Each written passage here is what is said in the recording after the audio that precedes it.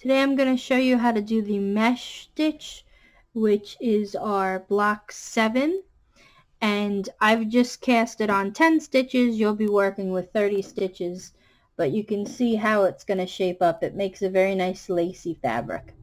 So the main thing that we have to remember is that when we do a yarn over, you have to move the yarn, as always, between the needles first and then around the right hand needle. So the first thing it says that we do is we're going to knit 1,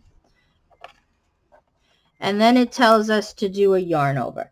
So I'm going to bring the yarn between the needles and then around the right hand needle so that I've wrapped the yarn around the right hand needle.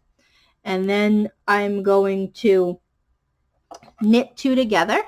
So I don't go in the front stitch, I go in the next stitch, and I treat them as one.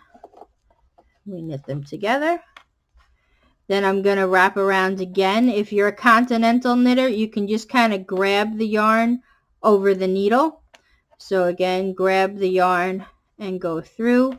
Next one I will show you for throwers. So we wrap our yarn around. So for throwing, it's the same thing. So the yarn's going to come between and then around, and then you're going to knit 2 together.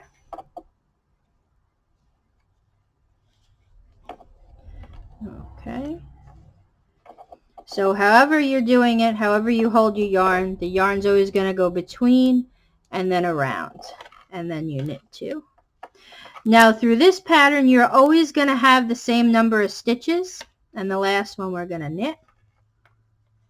Okay, so by knitting 2 together, we are decreasing, but by yarning over, we are increasing. So on row 2, you're just going to purl across. Okay, so I have purled across, and now I'm ready to work row 3.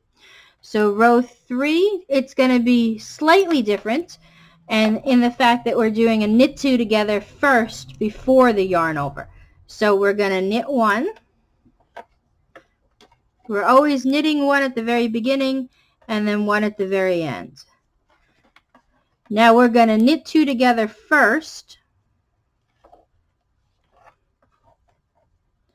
and then we're going to do our yarn over. So that is the only difference between row 1 and row 3. So we're kind of staggering where the little holes will be, and the holes are made by making the yarn overs. Okay. So it's very important on row 3 to make sure you end with a yarn over and then a knit 1, because we always want the same stitch count. And then you're going to go ahead, and the last row, row 4, is a purl row. You just purl all the stitches.